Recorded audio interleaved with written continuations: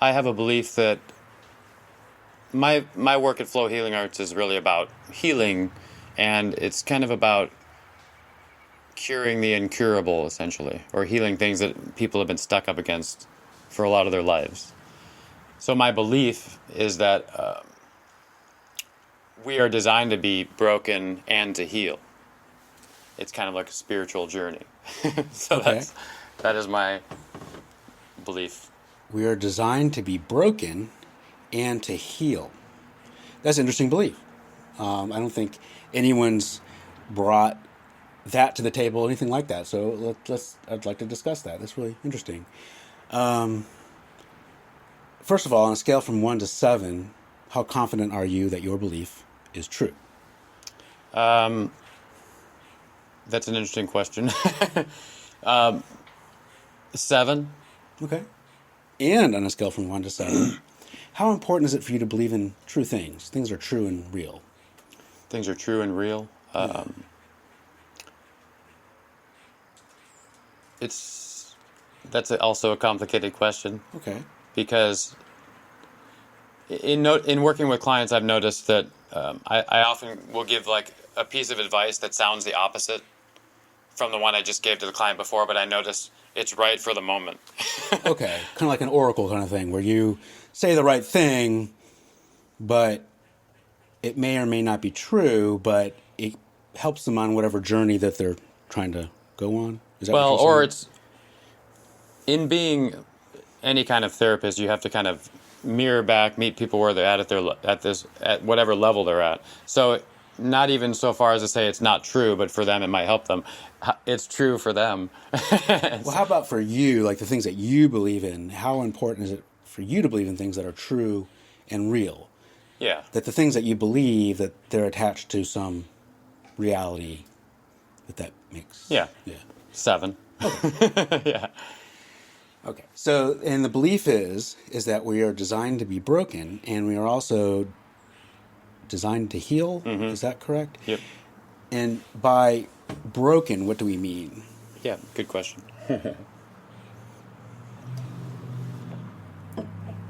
By broken, I believe that life is a spiritual journey, and we get deeper into knowing ourselves through these wounds we accumulate over our lives. So, to be broken, that definition could differ for so and so. I usually consider it some kind of trauma. Yeah. So, a trauma that can bring awareness to certain areas of life, shake us out of our illusions, cause us to recreate our reality. So we're designed to be traumatized? I think we're designed to be broken. It's not necessarily traumatized. Is like a different. Okay, I just mentioned trauma. It's just, right. It often comes in the form of trauma, Yeah. or what people call trauma, and often they don't even label it. It's just like a difficult childhood, a difficult, Yeah. being battered emotionally as a child, not really considering a trauma because a lot of people just consider that like being physically beaten or something very dramatic. How are we designed to do that? Because I think you mentioned that it's on purpose. That's the way I hear it. Is that what you mean? Well, sort of. I like when you reflect the questions back because they're like, they have me think about it from a slightly different angle. Yeah. And in working with clients for many years, I reached the point where eventually when we get to look at their wound from a more spiritual, sort of cosmic, higher perspective, why did this happen to you? Then the healing can actually start. I see. So the idea is you're saying that we're designed to be broken, you're referring to during the course of the therapy that you do, you're trying to uncover why it is something happened to them. Right, exactly. Okay. And there's never really been an exception. Like, I don't know anyone that doesn't have any kind of wound they're recovering from. And I don't know anyone that hasn't Yeah. reached higher levels of awareness through this wound. So for me, I believe that the world is like a canvas and we paint it with our views. So in some sense, I choose some of these beliefs because they align with what I've noticed in the world. And sometimes me choosing this belief is like very healing for people. They need to like have someone say, this happened for a reason.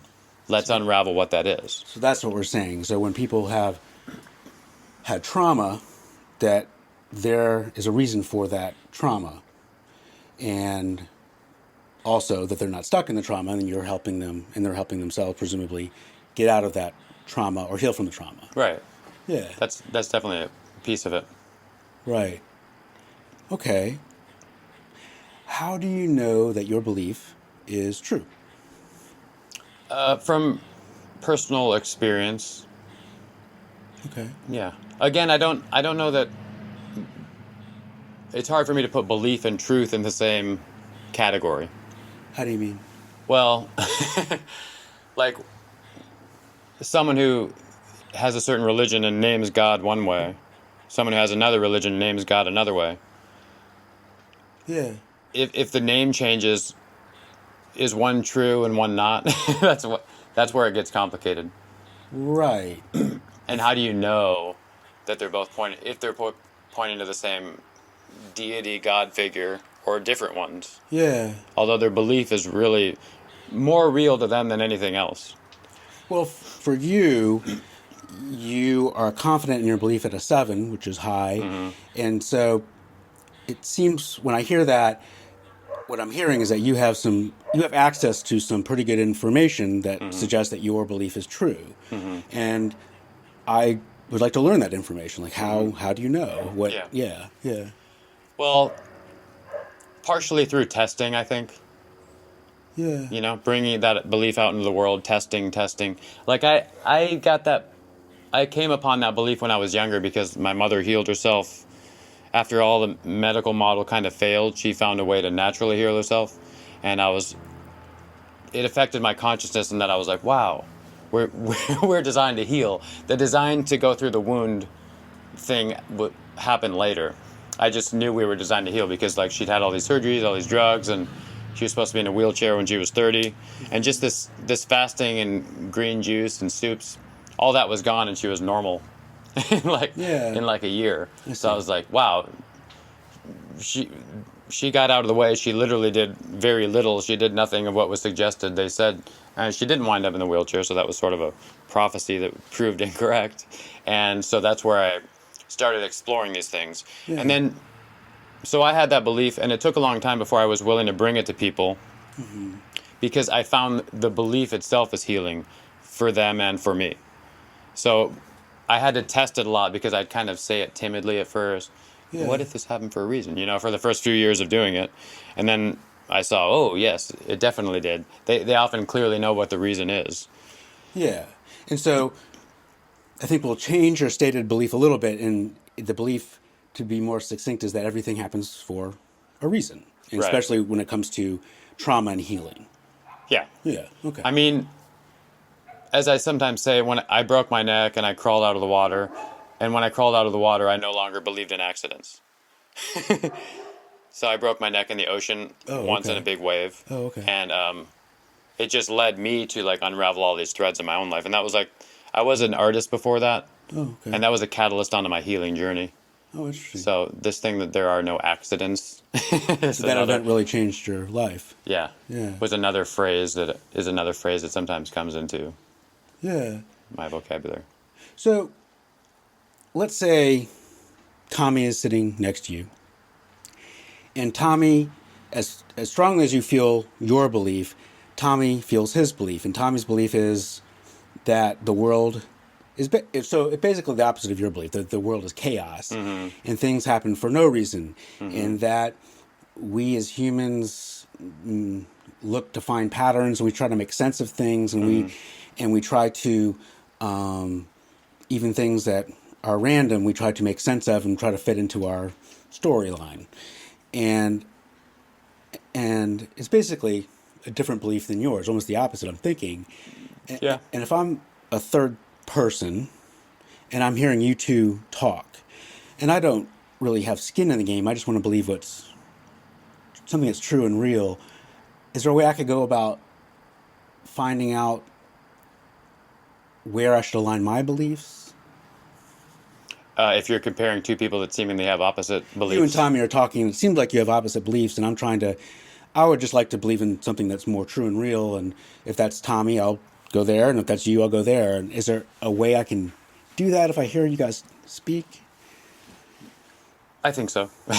Okay. And one way you can do it is, a lot of my work is body based, and there's many ancient traditions where reality is what happens where our body meets the moment. So there's nothing outside of our body, right? We are the perceptual tools. You know reality through your body. Like there's anything out there is kind of conceptualized, abstract, let's say. So I think you can, as we learn to discover these resonances in ourselves, you can kind of discover how true resonates for you, how it feels in your body, which is your instrument for perception. And it's also like in Vipassana and other Buddhist traditions, it's like a spiritual journey to go into the body, like to those depths. If Tommy does that and he still says, "Nope, I don't see it. I'm not seeing how things happen for a reason. To me, it just seems like a big tub of chaos." Yeah. Is there a test that you mentioned? A test? Is there like a test we could do to kind of figure that out, or how the world is structured? It seems like that's both you and Tommy have pretty big beliefs in the sense that whether things happen for a reason or things happen for, basically no reason, or there's not much leeway. Yeah. That would have a lot of implications of how the world works, I would think. Yeah. Yeah. Of course. I think so. Yeah. And as far as there being a test, I don't necessarily think there is, because I think humans are designed to kind of breathe in and out these ideas and circulate them amongst each other. So I think a culture where everyone had followed this one truth, we've seen glimpses of that historically, is not necessarily what we want. Yeah. There are some overlapping beliefs and overlapping structures that allow room for differing beliefs, such as the religious beliefs of why the country was founded and all that. And in terms of, I would suggest that resonance thing with you in terms of finding what's true for you, because I think that is the test, and it is something you can really refine, because you know what's true for you. So you know how truth feels for you. And you kind of can run the test of like, what do I know is true for me? You said true for me? Yeah. How do you mean true for me? I'm just seeing where you're coming from. Like, we all have our different truths. Is that what you're saying? Well, you do the test like, so-and-so loves me, whatever your true belief is, that you would be a 7 on or higher. Yeah. That's how you can sit with that. That's kind of, I think, what prayer and meditation sometimes is for. You sit with that belief and you see how it feels to kind of marinate in that belief. Can both you and Tommy be correct in the sense that your belief is true for you and his belief is true for him?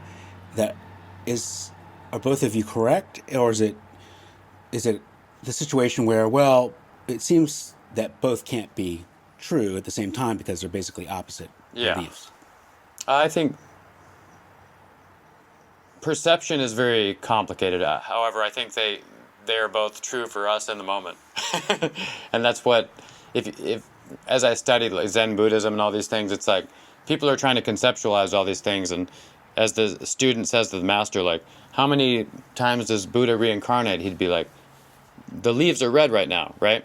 Because that's the truth right now. And he's always trying to bring them back into this moment to notice what's going on in the moment. I don't doubt that him seeing the world as chaos in the moment is true, because he has his own origin story, his own series of events he's gone through.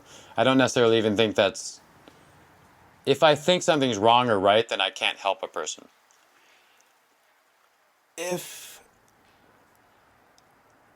Tommy believes that there's chaos in the world and that, bad things happen to good people and there's maybe no reason in the cosmos for it. Mm-hmm. And whether that's true or not, does that matter whether he believes it's true or not. Whether it's true or not. It doesn't matter whether he believes it's true or not. I can say it again. Okay. I've been known to make some confusing questions. No worries. Whether things happen for a reason, or whether the world is more chaotic, does that matter what we believe about it, or is that just whatever the world is, the world is? Whether it's more of a chaos kind of thing, or if it's more things happen for a cosmic reason why someone might have trauma. Does that require our belief? To exist? Does that require a belief for that to either be true or not true? Yeah. It does. So there may be... Are you asking if there's truths that people don't know or believe yet? Well, it doesn't matter if we believe it or not, whether it's true or not. Yeah. The interesting thing is, like at the high point of like the golden age of particle physics, how they got down to the quark and the smallest elements, and they saw that the perception, the observer affected where those were. Mm-hmm. So you could say even scientifically, as you get to the base elements of matter, the observer affects the matter. So two people observing the matter would see different things. They'd see the quark in different places. And so that's kind of an interesting way to think about the question. I think the question involves another question in the sense that we create the world through our perceptions. And so can he look at that quark and can I, and will they appear differently to each of us? I think if we agree on some, like, there are quarks or there are atoms and they look like this, we're kind of at a higher level of abstraction. And there's this basic reality that perception really does affect reality. Well, you've heard this show before, so maybe this won't be such a surprise when I grab out the Mentos. And then, so maybe this will help me understand where you're coming from. Yeah. Let's say I do have a box of Mentos. Not let's say, here it is. I have a box of Mentos in front of me. And let's say that there is either an even or odd number of Mentos in the box. Mm-hmm. I don't know what the number is. I presume you don't know what the number is. Mm-hmm. But could it be said that there is an answer to that question that doesn't matter what we believe about it? It just, whatever the answer is, the answer is? Mm-hmm. Yeah? Probably. Okay. Yeah. There's probably a certain number in there. And it's not... There's a question of where we put our focus as well. Like, for me, it's not that relevant how many are in there, for instance. And similarly, if someone had an opposite perspective as mine, we might not be crossing paths, and I might not be trying to change their mind necessarily, which is an interesting way of putting it. Like, if he wanted to explore that worldview, my idea is that worldview will create a certain series of events and feelings in your life, and you're free to go experience those. If someone wanted to convince you, wanted to change your worldview in the sense that there was an even number of Mentos and they wanted to change your worldview and want you to believe that there is an odd number of Mentos, would that change the truth on that, you think? Well, do either of us know the amount, or are we both guessing? Right, we might not have any idea of what the answer is. Mm-hmm. And I think with this example, I'm just trying to understand how you see truth, in the sense that if there is an even number and you could convince somebody that there is an odd number and that would make it true, mm-hmm. then that would seem to more closely align with your belief. Mm-hmm. Right? If you could change the number in there? Yeah. Well, not necessarily, however.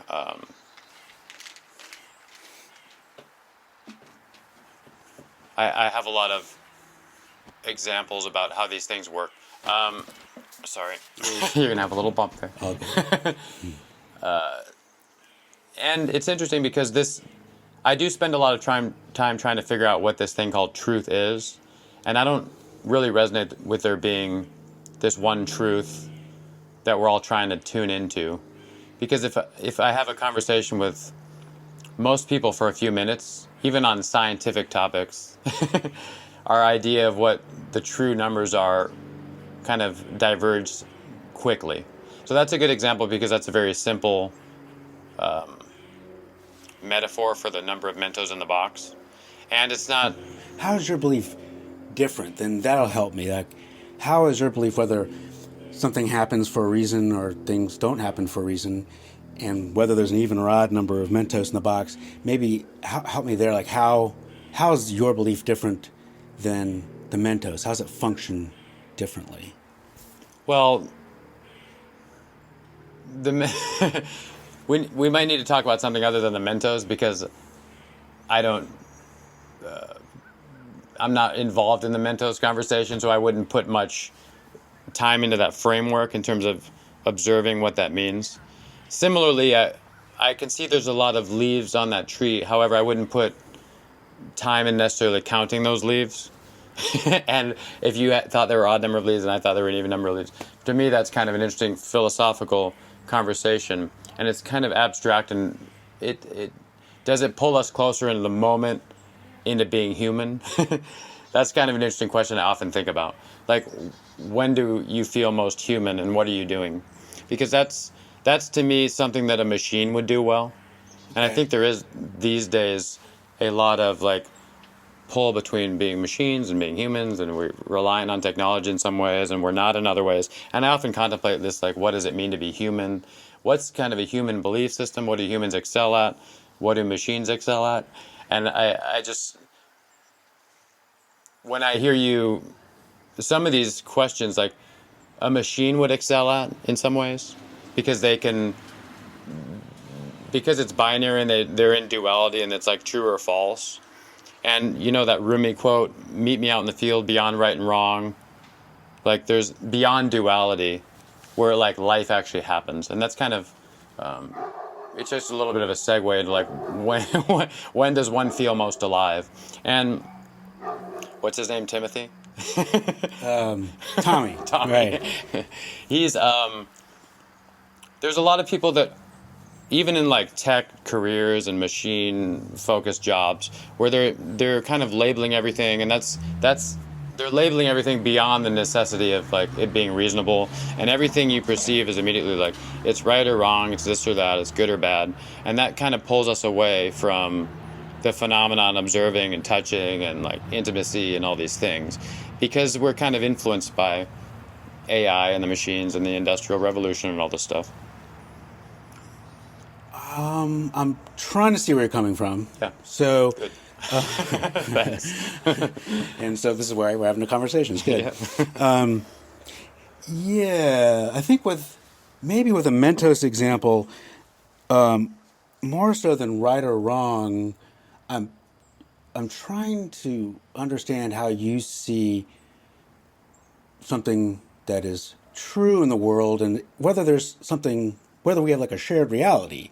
Yeah. And I'm wondering if there is an odd number of Mentos for me. I'm thinking, and I could be wrong, I'm thinking that, well, there would be an odd number of Mentos for you, and there'd be an odd number of Mentos for the person walking down the street, and there'd be an odd number of Mentos for someone halfway around the world in that box. And what I think about it just doesn't matter. It's just whatever that number is. Yeah. And I'm trying to see if that's how you see the world, or are you seeing it differently? And if you're seeing that differently, I want to really try to understand how you're seeing that differently. Yeah. Yeah. Well, when you're asking these questions, I kind of want to reply with like, why is it important for you to know? It's not important. Okay. Yeah. No, but you seem to have like a reason for this inquiry, and I would just turn the question back, because that's very, there's a reason you want to ascertain what's underlying our shared reality. Whether we have a shared reality. Yeah. Yeah. And do you want us to have one? Do I want? If we have one, I'd like to believe it, and if we don't have one, I'd like to believe that. Yeah. So you're kind of without belief, ideally, until something's proven. I and are you asking me what would require my belief in that? Well, in general, do you see yourself as kind of like, I would like to have for the things I like to believe. I'd like to have a reasonable amount of evidence for the things I believe. yeah, Yeah. yeah. So, good. I mean, that's kind of how I feel as well. I feel like I do research things a lot. I want to have a reasonable amount of evidence. The first time I come in contact with something that's kind of challenging to believe, it's like an intuitive hit. So that's where I think the somatic or body-based sensations, like, ooh, there might be something true in that. I don't have any evidence yet. I need to go research that more. However, that's usually my first hit at something true. And then I go back and research more and more and see if it corroborates with physical evidence in the world. And there's also a lot of, the collective unconscious in Jung's work and such. Like he had this meeting in front of this mural with this woman, and they talked all about this mural. They had met like somewhere in Germany. They were talking about this mural, and then they went home and they were writing each other letters about this. And they wrote the secretary at the it was like in an old monastery, but where this mural was. She said, "There's not a mural here. There's never been a mural here." Yeah. Which is interesting because they both shared the experience of there having been a mural there. And I don't know what you think about Jung, but he like writes this in his autobiography when he's older. And for him, it kind of threw up the question, like, what is reality and what is perception? Because they did both share the experience of the mural. They were writing an essay on it, and it didn't exist to this other lady, and ostensibly to the rest of the world. Like, I don't know. Well, let me ask you this question. And I'm asking you this question with the idea that if someone was sitting in that chair, if Tommy was sitting in that chair instead of you, and he had his belief that the world is basically chaos and we have things that happen to us and there's no true reason for it. Yeah.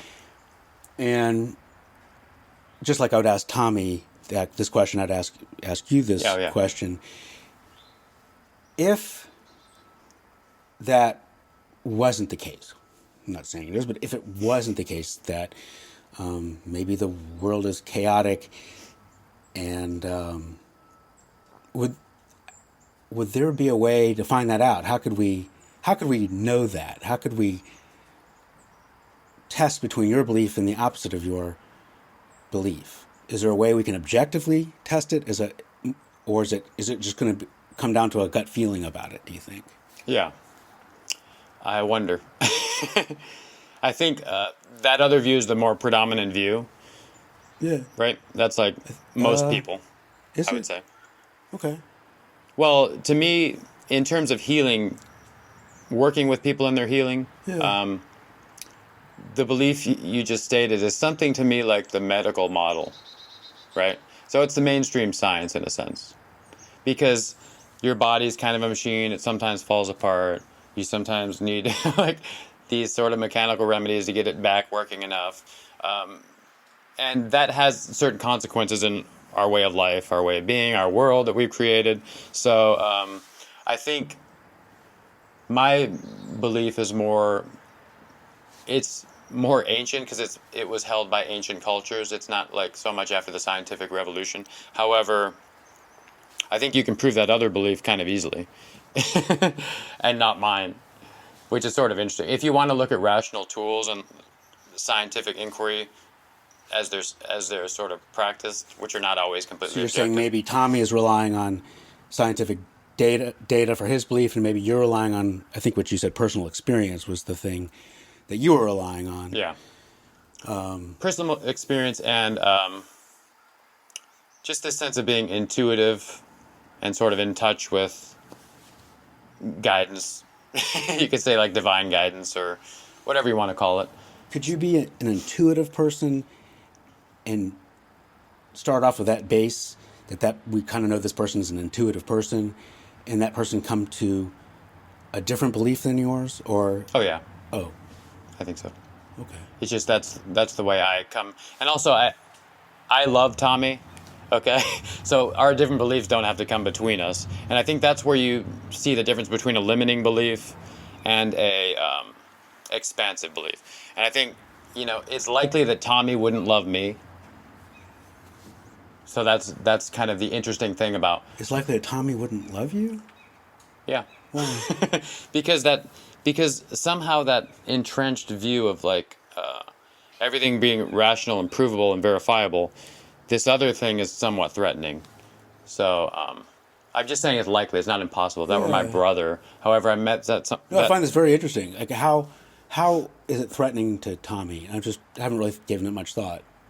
How everything well, happens for a reason. think about the hashtag like anti-science, right? Oh, because it seems like an anti-science view. You're saying. Exactly. Okay. It doesn't seem like it. It is one. It is an because, anti-science view. because like Rudolf Steiner, he tried to make like a spiritual science in the beginning of the century, and that's kind of the school my child goes to, the Waldorf school. That's based on Steiner's teachings, and it's just how do you link spirituality and science? It's like a very ancient thread from like Plato and Aristotle and the old philosophers. The spiritual part's been kind of abandoned. For me, it's not less valid. In fact, it's just a missing piece, which is why there's like this rift between the non-scientific church and the scientific establishment. I think there are a lot of bridges and a lot of ways to connect different belief systems and different ways of being. And I think some of these things are kind of been edited out through history, if you want to know the truth. So we're not allowed really access to like the full spectrum of what people have known and what people know. I know because a lot of the healing books I even rely on, I have to go scour through like antique stores and find them in collector. They're kind of not readily available. So I learned that stuff. I read many, many, many books, and a lot of them are about healing and medicine, the history of medicine. Tommy doesn't know these things necessarily, and he you knows have other some- things. So you have some special knowledge that Tommy doesn't have access to, Right. because he's not paying attention to it, or he can't absorb it, or something. Well, a lot of people came to me from therapists. The therapist said I was incurable. This would take 10 or 20 years. Me not knowing those limitations, it didn't take 10 to 20 years. One woman had like traumatic brain injury, been working on it 20 years. Within a few weeks, she was working again. She had been on disability. I wasn't encumbered by those diagnoses and that way of being that kind of put her into this box where she was diagnosed as something broken in the sense that it can't even be fixed. It can only be treated forever. So sometimes like a belief system is limiting. That's kind of a fascinating, a belief system or even a set of facts that Yeah. you revolve a belief system around. Yeah, I see Facts. because what I'm saying, like she was not incurable, so that whole system's wrong. If I go say the system's messed up, nobody's really going to listen. That's anti-science. Though to me, she had a much better result seeing like that. Yeah. leading this inquiry, seeing where traumas were trapped in her body, and just Is there something that it seems like you have a very strong belief in this, and that things happen for a reason when it comes to trauma and healing? I know you're already at a 7. Is there a way we could make you more confident in the belief? Even I know we're at the top of the scale. What would come along and show you that this belief, I thought it was as confident as I could be about anything, and this Yeah. what would make me even more confident? What would make you more confident in that this belief is true and real? yeah. Is there something? What would make me more confident that the belief is real? The interesting thing is, I'm willing to change the belief if other evidence comes up. So it's not like a lifelong belief necessarily. Okay. Like if another thing comes up, I'm like, oh, that, either the world, because I don't think things stay the same forever either. Like what if there's a change of planetary alignment, culture, things that were once true or even true for 1,000 years are now not. So I often look at that belief, and every time I see a new client, I kind of question it again. It just keeps getting proven. So I was asking you what would make you more confident. I think the way you're answering, you're saying what would make you less confident. Yeah, exactly. Because like Nietzsche said, conviction is a more dangerous enemy than falsehood, a more dangerous enemy to truth. And I think that's true. I think conviction can be very dangerous because you're no longer seeing the world. Well, then let's take your perspective then. What would make you less confident in the belief? Like what would come along and you in whether in your practice or in just walking around in life that you'd say, and wouldn't necessarily give you from a 7 to a 0, maybe like from Oh, a yeah. 7 to a 6.9. Yeah. I mean, we're not talking about for a huge adjustment. Just is there certain things that would come along that would change your confidence in Yeah. the belief? I wonder. I can't think of anything. I was thinking like, would a string of calamities or people going off course in my life, or like going deep into depression, for whatever reason, because for now I have a lot of tools to deal with those things, so those aren't really an imminent threat. So I wonder if they became an imminent threat, would that change it? I don't necessarily know the answer. I don't think so though, because I think the belief is what buffers me against some of this chaos. Maybe if there was like a world war and I was like, oh, this, maybe if something happened externally that was so dramatic that I didn't have the resources to really So you're saying hold space aside for from this a belief. world war, it would probably be kind of hard for you to get from a 7 to say like a 6.9 in the belief. Yeah, I mean, maybe between a 6 and a 7 is where I can be generally, because there's times I can be like, oh, this is difficult. Or even like between a 5 and a 7. Okay. Working with a difficult client, I'm like, oh man, if this doesn't hold true in all these instances, it doesn't hold true. Usually how I rationalize that is I just don't know all the pieces. And usually once the piece falls into place, then I'm back at that belief again. I see. So you haven't come across a client yet that has truly questioned your belief in the belief, because it seems like there's either it works or there's a piece missing that you don't know, and if you knew that piece, it would work. Is that Well, they all question it. They all question the belief initially. They're just there because they're in some kind of suffering. They want to get out of it. so? You present to them. A You way out of present it. them to the belief that everything happens for a reason, whether they have the belief. Right, and I don't present them. The interesting thing is I don't present them with the belief. I demonstrate the belief to them, and the way we do this is through their own body. So, like I said, the body is your framework for all life experience, and my site says, informed touch and compassionate inquiry. We touch in certain areas and we ask certain questions and see what arises.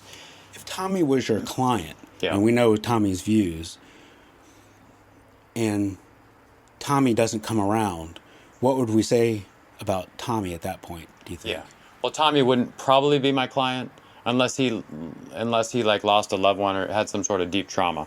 And this is how trauma can be transformational, because I can literally see Tommy, and Tommy will eventually go through some trauma that has him question and reconsider these belief systems.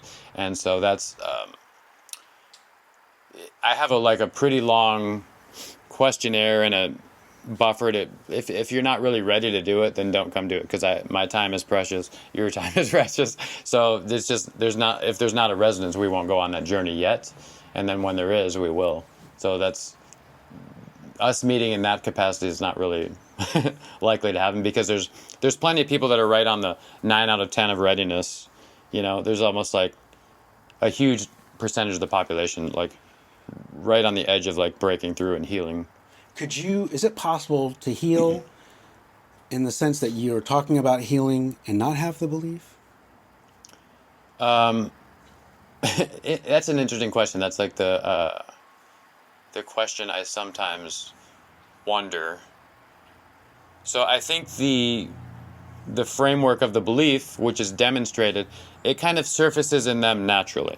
Like when we clear some of the traumas from the body, let's say like something happened to you and you're knotted here, you're knotted here. We clear that, more energy can flow. And in this flow state, there's like a feeling of being more human. And there's certain qualities that accompany this experience when they kind of get up and they're awake and their eyes are shining.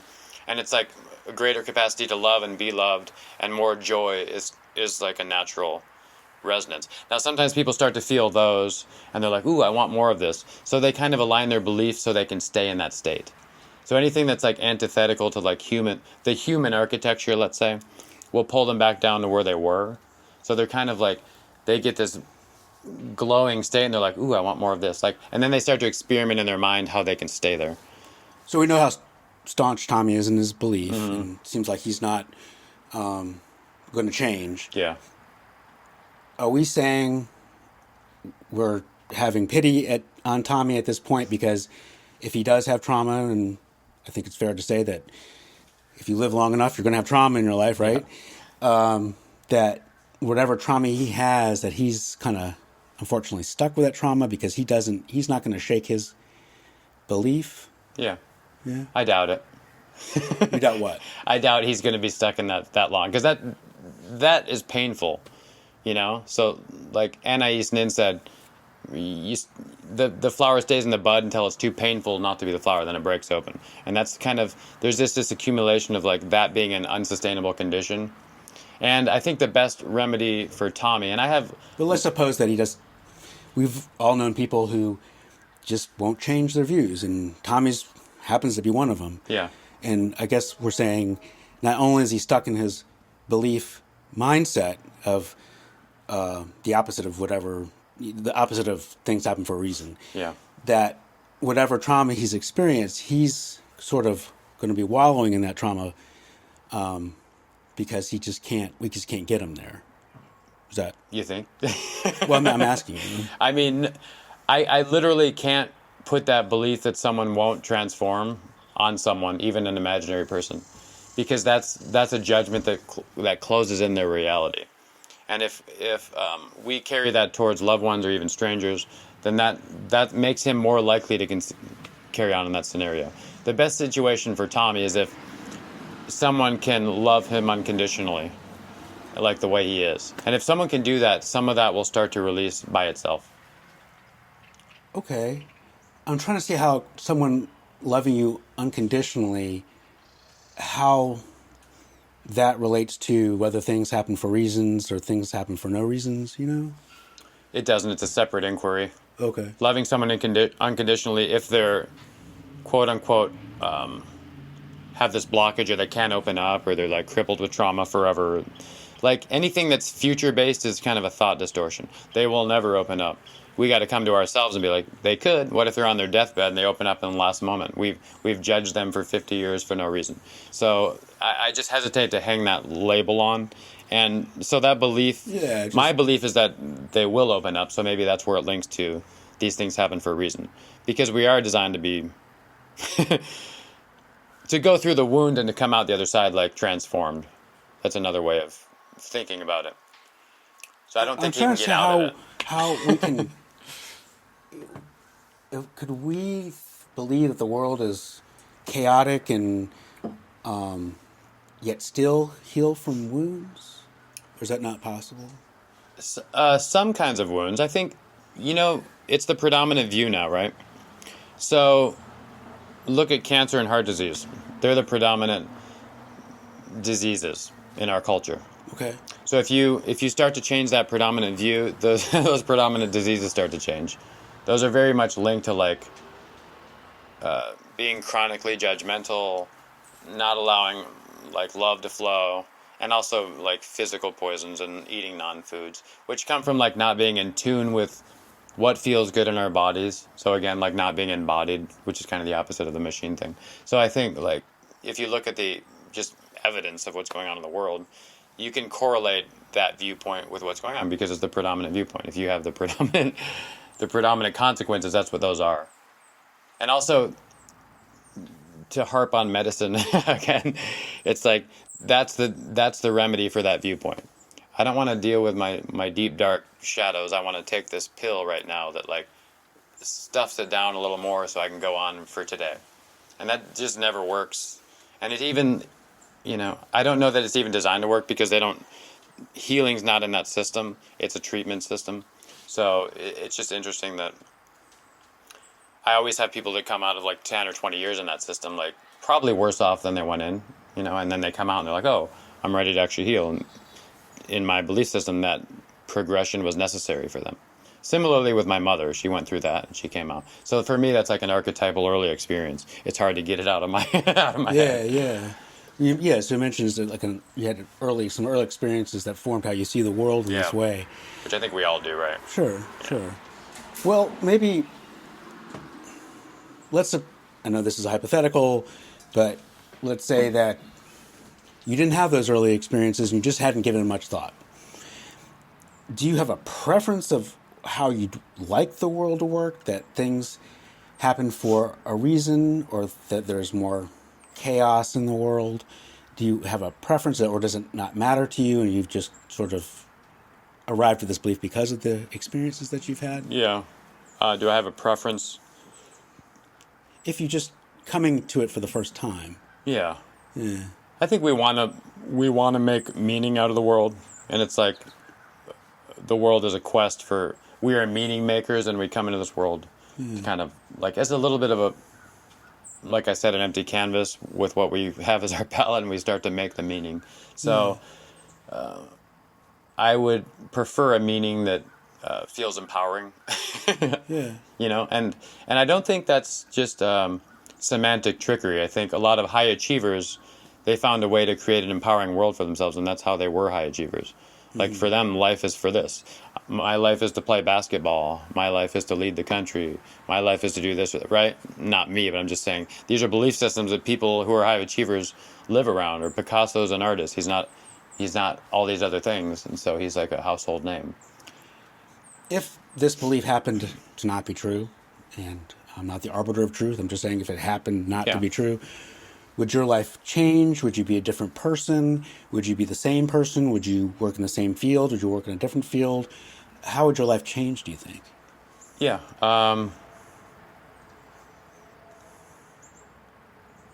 I think it would just change gradually over the course of some time. I wouldn't make like radical upheavals because there's space in my life for things to be different. Like I say, I do a few different things, and I kind of go to them at different points. And so it wouldn't...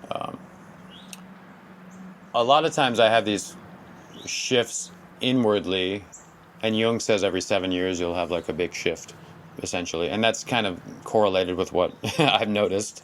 It's not necessarily my firm belief. I can't prove it. So I think I'd have to wait and see how that belief change altered my world. I wouldn't likely... The healing thing I can't necessarily get out of. Because if you put me at a bus stop with someone, it comes up. It's like around me. So if people... Yeah, I'm in a store, it comes up. People are like, why did they tell you that? They like, the husband will be like, they never told me any of that. It's like, I've known them for 30 years. I'm like, I don't know. I'm just sitting here. And So if we found out tomorrow that there was no higher reason for certain traumas to happen to certain people, that you would still help people. I mean, that's you're saying who you are, and you'd still try to heal people. Yeah, I think so. Because I hear people phrase things in such a way that keeps them stuck. A lot of what we do is with language. So like, even if you say, I have cancer, you're adopting that as part of your personality, as part of your identity. That's a very profound adoption. When we get stuck in a belief, Yeah. why do you think we get stuck? Well, because we want to identify with things. So we want to have, like, even when you think you have a disease and you go online, you look up the symptoms, it lists the symptoms. Sometimes you'll just have one of those symptoms, but, oh, I have this disease now. You'll like manifest some of the other symptoms. And you'll have a little bit of a sense of community and belonging, paradoxically, because you don't really want the disease, but now you have a framework through which to view the world. You can search for treatments. You can talk to other people who have it. So I think we want to be connected to people through these shared belief systems like you're talking about. And this is one that we choose sometimes. Makes sense. So you're saying that when we get stuck in a belief, there are primary reasons we get stuck in a belief, and one is identity with the belief, or identity with a group of people who share the belief. Yes. Or identity with what the belief means about who I am as a person, maybe? Exactly. Yeah. Yeah. Or maybe... Then how do we get people out of that? Like, Tommy, let's say Tommy believes his belief, which is the opposite of your belief. He believes his belief because he has let's say he identifies as a scientist, and he's a community of scientists. He's around, and and he helps people, and he helps people. Let's say he's in a helping profession, and he helps people in a scientific way. How can we go about helping him realize that the belief might not be true? Yeah. If he's stuck in a limiting belief. I think that sometimes you can appeal to something that's kind of near their belief system. So I think the cognitive behavioral therapy it has these 10 cognitive distortions. And if you start to point those out to people, those are very tried and true, and they're kind of in the tradition. And if you start to look at those within yourself, because chances are this person who's Who maybe addresses biases yeah, that he has, intrinsic biases that he has, and yeah, with and those distortions, he could have like an all or nothing beliefs or whatever it Yeah, is that he exactly. has, and we could help him see any biases that he has that are making his belief more entrenched. Yeah, exactly. I think so.